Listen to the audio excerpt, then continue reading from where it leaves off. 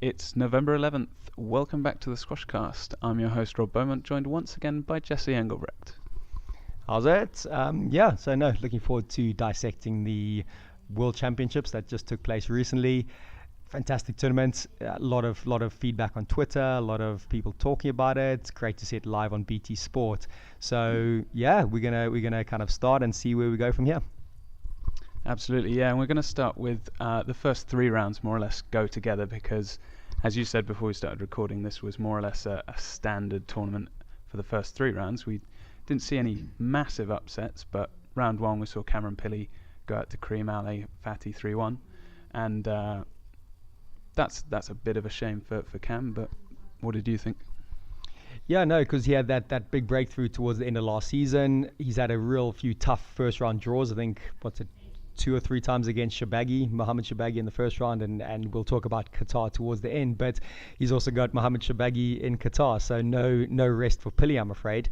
He looked distraught afterwards. There was a picture I think he posted on social media, like just slumped down, staring at his shoelaces, just completely physically and mentally drained. So Pilley's one of the crowd favorites, the style he plays at. So I didn't get a chance to see it, unfortunately, but I read some of the reports and he just looked miles off. So hopefully he can bounce back and kind of take a scalp of ElShorbagy in the next one.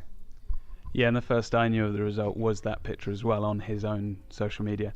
And it came as a surprise to me, but he can hopefully bounce back for Qatar. As you said, he's got ElShorbagy coming up in that one. Big shout out in the first round to Nathan Lake, who took the first 2 games from Kareem Abdel-Gawad. That's a fantastic performance for somebody who's well outside the top 20, I would have thought. Totally. I'm lucky enough that Nathan Lake plays for our Surrey Cup team here at Surrey Sports Park, so I get a chance to speak to him, and I saw him a few days afterwards, and he was absolutely buzzing, but also really disappointed, getting the first 2 games off the world champion. And I think there was quite a fun few things on his Twitter line saying Nathan Lake, the best of 3 world champion, quite soon after Gawad had won it, because he won the first 2 games. And interesting, like Nathan was struggling a little bit. He was saying with his game, he just was trying to find his feet a bit, and compared to how he started last season, he just didn't feel he started this season that well. But that should put him in real good stead, like a real good confidence boost for him moving forward for the next few tournaments. So we wish him luck here from Surrey Sports Park, and keep flying our flag high as well. Absolutely, yeah. Hopefully a massive confidence boost there for him. So quickly on to the second round, we saw Nafizwan Adnan defeating Omar Mossad 3-2, and he actually got it on a stroke on the final point, which I thought was a bit of a shame to see Omar go out that way. Yeah, I know.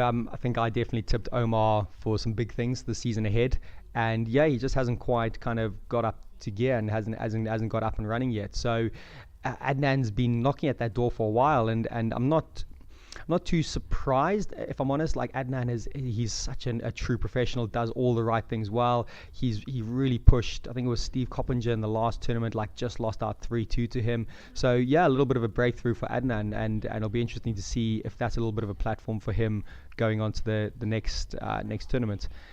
Also, just on round 2, looking at it here, Daryl Selby, defeated Matthew Castanet, quite a convincing 3-love. Daryl looked on fire in that match. He just looked his usual relaxed self, really languid around the court, taking the shots in and expressing himself to his best ability, what he's really good at. He had that walkover in the first round against Tom Richards, unfortunately pulling out, but real solid win for Daryl there to be basically nice and fresh going into the next round against Ramy. Yeah, great win for Daryl there. Unfortunately, he did come up short against Ramy in the next round with a 3-1 loss. Yeah, just on that, I was again lucky enough that Nathan Lake actually played Daryl Selby in a Surrey Cup match the day after that, and Daryl was here, and I chatted to him about it, and Daryl said that he felt if he had come across not anyone, but a lot of other people in that round, he probably would have beaten them. He felt that was probably one of his best performances he's played. Lost a very tight 3-1, 11-8 in the fourth. And I watched the highlights of it, and Daryl did look really good. He was matching Ramy point for point, stretching him out. And so he sounds like he's got a bit of confidence about him going forward. I think he's really going to hit Qatar with some momentum going forward. Yeah, I'm really looking forward to that for Daryl, especially from an English point of view. Also on the third round we had, moving on to the third round especially, there weren't too many massive upsets, but we did see Ali Farag defeat Miguel Rodriguez, and it was good to see Rodriguez get this far in the tournament, considering his performance so far this season. Not too much of a surprise considering how well Ali Farag has got off the marks this season. What were your thoughts? Yeah, no, on paper still an upset. Rodriguez seated above Farag, but I'd probably say that's not a massive surprise. And with Rodriguez's start to the tournaments lately, it's been a little bit tough. So we'll see if he can kind of bounce back from that. But hopefully that's him starting to get a bit of momentum. Got through the first round against Mahesh, and also then got through the second round against Mohamed Reda. So hopefully, everyone does really like watching Miguel play, and hopefully that's just a little bit of a boost for him to then take it forward. Also looking at the third round, Tarek Momen beat Momen ElShorbagy, which again Tarek kind of feels a little bit like one of the forgotten players, with all the young Egyptians coming through and them all making inroads, and Tarek's a bit more of the later generation. So it was good to see him kind of take that. It was a big 5-setter, 78 minutes, 11-3 in the fifth. And then Tarek was drawn against Greg Gaultier in the next round, but that could be quite an interesting little boost again for Tarek. See if he can kind of stake his claim again, because like I said, I think he doesn't often come to mind when you think of the Egyptian players anymore, not like he did say 5 or 6 years ago. Yeah, I've always seen Tarek as sort of the bridge between the Shabana era and the modern day, because he sort of came up, as you said, 5 or 6 years ago and was a huge threat to most players with his stamina and his pace. So good to see him coming back. Potentially another, just like Daryl, that could threaten coming forward in the next few tournaments. Mm-hmm.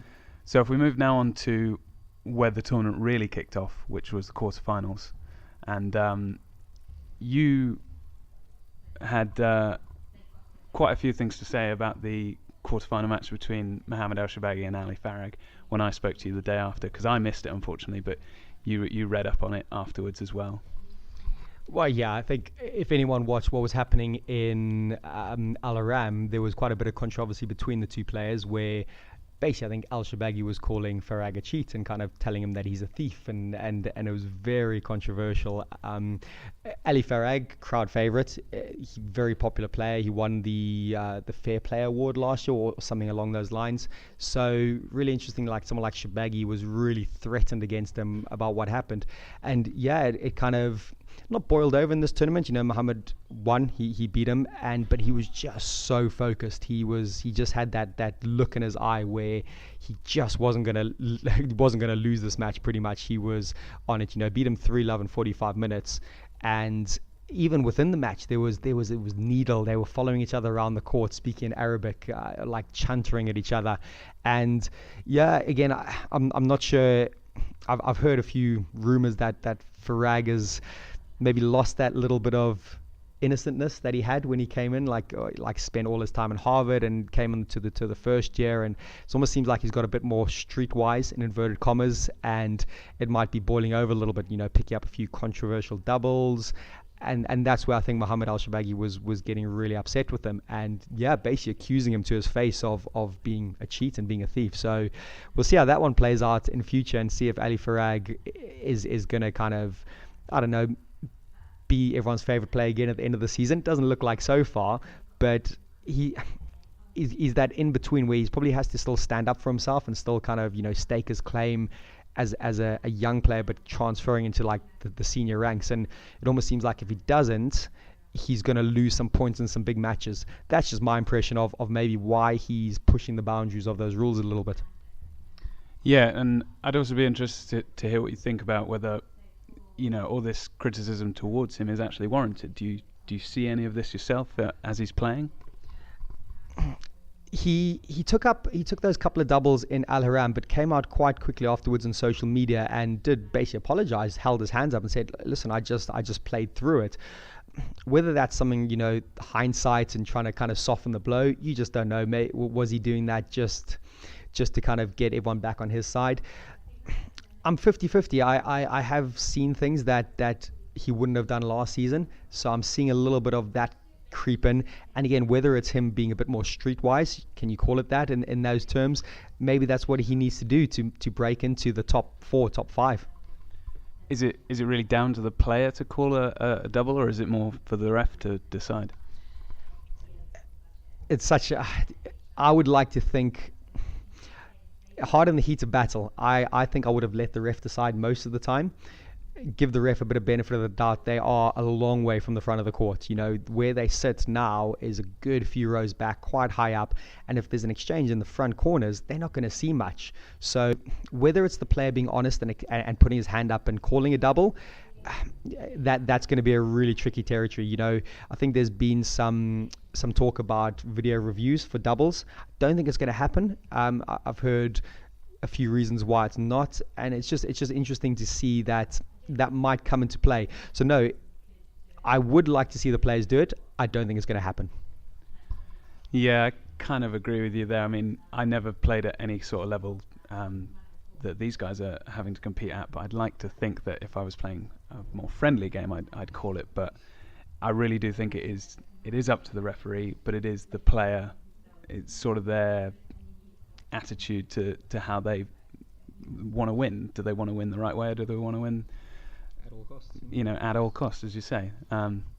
So elsewhere in the quarterfinals, we had Ramy ElShorbagy versus Farag Dasuki, and this was the game where we had Sumner Malik, who had his family had been brought out by the PSA to see the tournament. If you're not aware of Sumner Malik, he's been diagnosed with brain tumor, DPIG. As I'm not a doctor, unfortunately, I couldn't explain all of that. But his family were taken out by the PSA for the World Champs, and he had the opportunity to sit between PJ and Joey for the commentary, and he did a great job with something he's clearly not very comfortable with, but or used to.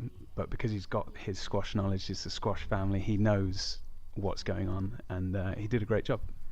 Yeah, totally. It was so nice to see like the family holiday they had, and how well the PSA looked after them, and all the players giving some their rackets and signed shirts and a great PSA Salming top, and it was really sweet to see, because again, he's such a sweet kid, and and those that heard the commentary, hopefully they came across of how just a genuine nice kid he is, and being diagnosed with this most awful terminal disease. So really nice to see it happen. And yeah, I was commentating on a real interesting match, Ramy versus Dasuki did really well in the tournament, 15th seed, getting through to the quarterfinals, so kind of upsetting along the way, but really controversial ending, as some of you might have seen. There was tears. Were there tears? Almost Dasuki was about to burst out crying by the last decision that arguably went against him. Like, he was looking for a stroke, but it basically turned into a let for Dasuki. The ball came over Ramy's shoulder on the backhand side, and yeah, I think I've seen it go either way. I've seen lets and I've seen strokes given, but with the whole context of what had happened previously in the match, it almost seemed like Dasuki was being a bit of a victim, and he was making out that he was being a victim. Yes, there were some harsh decisions, and the rub of the green wasn't going his way. I've seen a lot worse, and I've seen people respond a lot better than he has. And yeah, not a fan of him not finishing. Just walking off, shaking hands at 2-love, 10-8 down. Ramy's 1 point away from winning, and yeah, it was just like, I'm taking my ball and going home now. I've had enough of this. So even if he had stood there, let Ramy serve, and he didn't return it, I don't know, I would have probably liked to see that more, let Ramy win it. I can understand the heat of the moment, the rush of blood to the head, that he kind of did it. I understand. I would have never done it, and I haven't seen many other people do it, and Sumner was commenting, and it was really interesting how he was commenting on that. And yeah, just like Ramy was like half shocked and then celebrated quite a bit as it happened. So there was a lot of backlash on social media for Farag. He came out with a statement, quite a long written statement about why he did it and what it was, and apologizing. So again, that was nice that happened. Again, maybe too little too late. I don't quite know if he was then just protecting himself a little bit. Maybe he should have just stood on there and done it. Look, these are all my own opinions, so other people will agree, other people will disagree. But yeah, not a fan of how that ended, but it was entertaining, to say the least. Yeah, it certainly was entertaining, and that sort of protest walk doesn't really endear you to the fans, I don't think. And he's going to have to, change people's opinions of him. And as you said, I would have liked to seen him finish the game, because myself, I've been in a situation where I've been incredibly upset with the way things have gone, and you don't just walk off. That's not how the sport is played. So if you don't like something, especially with 1 point, I mean, what's really the point? So, we really want to see these players. We certainly don't want to see them arguing with the refs. That's not good for the game after. I've seen certainly a lot worse, and the reaction the other way is certainly more striking, but far more common as well. So yeah, that's a shame. But if we quickly look elsewhere in the quarterfinals, we had Goward taking out Nick Matthew, and as we could tell from the commentary and really from the colour of Nick's face, he was suffering from a bit of food poisoning, and he's from Sheffield. He doesn't get a lot of sun, but he was incredibly pale during that game. Yeah, such a shame. Nick getting towards the autumn of his career, arguably could be the last World Open, and he gave it everything. He could looked like he could hardly hold his own body weight up at some point, and he just went so hard, like fought, and like you just watched him kind of slowly getting ground down bit by bit by bit. And credit for him for actually stepping on court, because I know at one point he wasn't going to, but the first was 11-9 and the third was 11-9, and if he had nicked that, you just never know, maybe Gowad might have got a little bit edgy. But yeah, it just you probably look, Gowad is the current world champion. Nick probably had to be on his A game and plus some to be able to get a win in that kind of situation. So gutted for Nick in that situation. So hopefully he'll bounce back pretty quick. Something like a stomach bug or food poisoning, you're not going to be out for a sustained period. Nothing like a tear of the hamstring or anything like that. Looking at a few other results in the quarterfinals, Ramy beat, we just talked about that. We saw Gultier beat Tarek Momen 3-1. And I believe that's where, because Gultier didn't even then step on court for the semi-final. And I believe he did his ankle against Tarek in that match, he said, but he had such adrenaline was pumping through his veins. He must have done it quite late on. I didn't see where it went, and it didn't really look like it affected him. But I read somewhere that when he got back to the hotel, he started to really panic. He couldn't put any weight on it. The physios were with him for hours, and he was sleepless night, woke up really early to try do something, and just there was no chance he was going to step on court. So when the news started to filter through, it was really gutted. So good that he won that one, but as the current world champion and the number 2 seed, man, he was all guns blazing. I'm sure he would have given anything to step on court and give it a go against Ramy. So our thoughts go out to kind of Greg, so and as we know, he's pulled out of Qatar as well. That's coming up while starting imminently. So yeah, let's hopefully he will be bouncing back pretty soon. Yeah, and if we sort of look at the scores, he won the first two 11-5, 11-5, and from that performance alone, I sort of had him as my favourite to win the tournament. Anyone who follows us on social media will know that I asked Jesse last week that who he thought was going to win. He said Shorbagy, and I said Gaultier, and then literally 5 minutes later we get the news that Greg's pulled out, and there goes my prediction out the window. Because in the first 2 games he looked so solid. He looked perfect, Greg Gaultier, as we know he can, and he sort of dropped off in the third. It was a very close 16-14 to Tarek, so that's a long game. I think the injury might have come in the fourth I think it's up on YouTube on the PSA Squash TV site, where it's one of their mega rallies, and it's easily 30-40 shots, and I think it was that Tarek wins the rally and Greg doesn't look too fresh afterwards, but it is what it is, and that's how the quarterfinals ended, unfortunately, and it went on into the semi-finals where Greg couldn't play, and then we had one of the best matches of the tournament of Mohamed ElShorbagy versus Gowad, and you texted me straight after this game saying how much of an amazing match it was, and I was fortunate enough to watch the final 2 games as well. Yeah, 90 minute slogfest. Such a almost like an advert for the modern game. Mohamed ElShorbagy, his raw, brutal power, his movement, the way he hits the ball, and then Gowad almost matching him with power, but then has that little bit more subtlety in his game, could kind of soften it up at the right moment, and just those imperious hands, so the scores were brutal. You look at it as like 13-11, 10-12, 11-13, and then the last 2 games, really interesting, Gowad just ran away with it, 11-2, 11-5, so for someone like Shorbagy, who's known to kind of outmuscle most opponents and just bully them and really get them off, Gowad just kind of let it roll over him like a water off a duck's back. It was brilliant, and by the end, Garwood was just picking him off. Mohamed pretty much threw the fourth game. He put in such a big shift in the third. And then, Mohamed made a shift of it, or made a fist of it in the fifth. But Garwood was just on. He could sense blood. His tail was up, and he was doing what he does best. Some outrageous shots. And again, watching that, and actually I ran a squad session the next morning. I'd actually changed completely what I was going to be doing.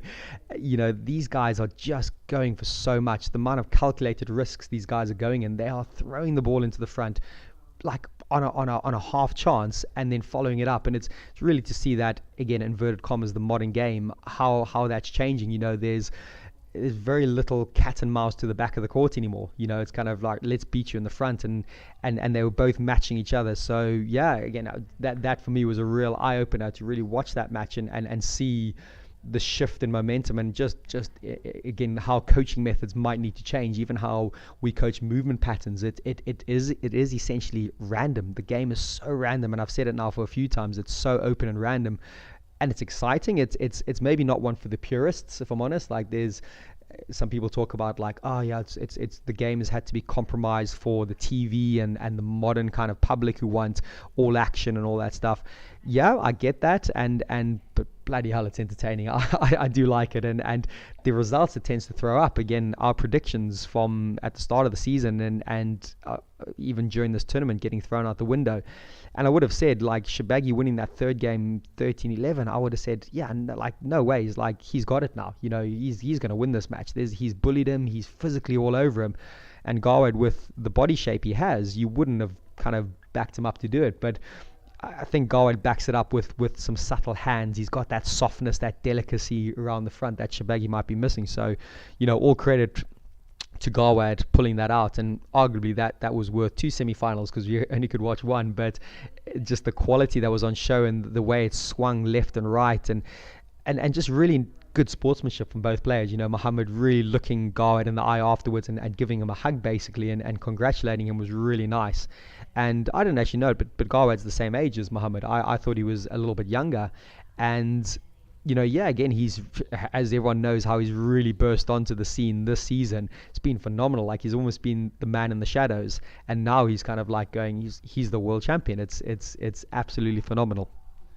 Yeah, and if you remember our movers and shakers episode from earlier in the year, we didn't really think he'd be winning this early on. We think we both said he had big things coming forward, but nothing quite like this. Looking at that fourth game at 11-2, I think ElShorbagy was about 9-2 down, and you could sort of see that he'd given that game away as if playing sort of a rope-a-dope like Muhammad Ali, trying to get a bit of energy back. I mean, as you said, all three of the first games had gone within 2 points of each other, so I think he expected to come back stronger in that fourth, and didn't really think that Garwood would take it as easily as he did, and then the fifth just rolled on as well, 11-5. So yeah, we move on to the final, and it was, for 3 games at least, it was a great match of squash. Unfortunately, ending at 2-1 in the fourth, with once again Ramy Ashour retiring. Yeah, no, completely gutted for Ramy, to get to that final and then have to stop. People who watched it probably saw when it went. His foot shot up into the air. He stood bolt upright for the next 3 shots. Couldn't even get anything on it. And I don't know. Part of me thinks him not having the semi-final might have contributed. I don't know, like, it's, if he had a semi and won the semi with a relatively tough match, would he have been that much more ready for the final? With someone like Garwood having a right kind of slogfest battle 90-minute match, going into that, everyone's like, oh cool, Ramy's been on the physio bed all of yesterday and kind of getting massaged and super ready for it. But then again, Garwood he's got this like inner squash fitness that just doesn't look like on the outside. Again, his body shape and again, inverted commas, not looking like a squash player would. He's bloody fit. He's got something there. He's also just got that tactical knowledge. His anticipation is that good that sometimes he makes those real good calculated guesses and gets them right a lot. He's really quick into the front, Garwood, as well. So but again, I was really thinking, right, this is Ramy's now, like a whole day rest and that. But I'm not sure if there was maybe something that we didn't know that was playing on Ramy's mind, that there would have been something underlying. And again, it was a random game. It swung both ways, and like players would get like a 4 or 5 point run, and then it would kind of swing the other way completely. So entertaining, but quite strange as well. It wasn't a pure game, but really entertaining. And I don't know, there was something about it that Ramy just couldn't get a foothold. Ramy just didn't have an answer for what Gawad was doing. Ramy's strength is when he gets in front and dominating. Gawad was, again, calculatedly guessing every single time right. And Ramy just looked like he didn't know what shot to play. When he got in front, he was second guessing himself. Maybe that then had a contributing factor to the injury. Maybe Ramy was kind of like trying to force it a bit. But yeah, again, I think I probably want to give more credit to Gawad for winning the match, even though it finished on a retirement. I think he would have probably seen that fourth game out, even if Ramy was still pretty mobile. Yeah, I do agree. I do think that fourth game was going to go to Gawad, purely because, as you and I said after the match, that Ramy seemed on top in most rallies. He seemed to have the position and put the shots into the right places, and then all of a sudden Gawad would come up with something that it was just a bit more clinical and was able to put that final shot away and take the point. And if you do that for 2-3 games in a row, then you're going to take the match. I think it might have been a slow start with 11-5 in the first, but if Ramy comes out of the blocks like that, there's not a lot you can do. I think nowadays he's got a fantastic warm-up because he knows he's prone to injuries, so he's going to have to come out of the blocks quickly.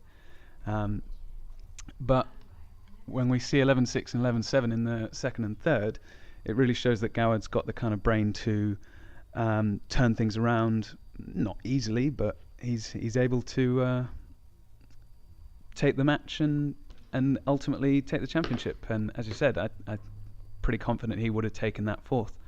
So that's it for this week and for the Wadi Degla World Championships 2016. Up next, we've got the Qatar Classic starting today, the 11th of November, and finishes on the 18th. So it's quite a long tournament. It's going to have Mohamed ElShorbagy versus Diego Elias is one of the games coming up first. Yeah, so a bit of a correction there. Sorry, it was Mohamed ElShorbagy against Cameron Pilley, but with that draw change, it's obviously playing Diego Elias now, whereas we've got Cameron Pilley playing a qualifier. So I bet both players are breathing a bit of a sigh of relief there, where they both got drawn against each other to start. Just going back a step, for Gawad, massive congratulations, a brand new world champion there. Quite a dark horse. I think PJ, Squash TV commentator, called that. I think he said Gawad was his dark horse for the tournament, so credit to him for kind of seeing that one. And yeah, that very famous, probably one of the best looking trophies in the world is in Gawad's mantelpiece now for a little bit. I wonder if the guys can keep it. Hopefully they would be able to. Yeah, I wonder if the PSA say no, we need to keep that. So